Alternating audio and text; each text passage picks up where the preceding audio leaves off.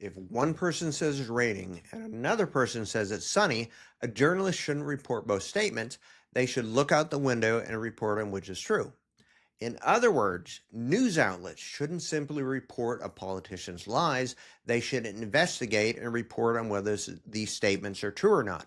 Objectivity doesn't mean that you should treat truth and lies equally, which brings us to Trump's press conference, where nearly every answer was a lie, distortion, or incoherent delusional rant. And this, of course, is nothing new for Trump. We know this. His rallies, interviews, press conferences, etc., are normally filled with lies. A lot of the lies that Trump told were simply rehashes of lies that he normally tells, or they were very obvious falsehoods. Now, I watched the whole thing, and I didn't need to do a whole lot of research to know that he was lying.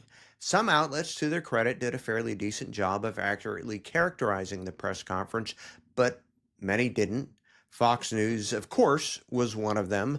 Their headline was, "Trump says Biden had the right to run, but Dem Party took it away." So right from the beginning, the headline itself is simply repeating one of Trump's lies, and the article itself wasn't much better. They repeated more Trump lies without fact-checking them really at all. CNN, they weren't much better. Their headline was, "Trump attacks Harrison Walz during the first news conference since Democratic ticket was announced."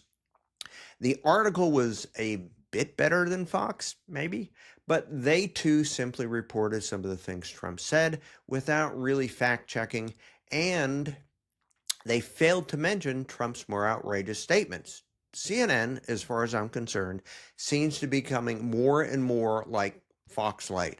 In this instance, they seemed to be trying to normalize Trump's performance. The New York Times even, they were not a whole lot better. Their headline was, "Trump tries to wrestle back attention at Mar-a-Lago news conference." And the content really wasn't much better than CNN. They did at least subsequently come out with some fact-checking articles. Now, one of the best that I saw was from NPR, whose headline was 162 Lies and Distortions in a News Conference. NPR fact checks former President Trump. It was a really good article. If, for some inexplicable reason, you still support Trump, you should read this article and others that include fact-checking. Fox News should never be considered a trustworthy source of information. Another way to look at it is this. If Harris performed the way Trump did, every news outlet would be going out of their minds, screaming about how unhinged she was, and I guarantee you that all the headlines would be about her falsehoods.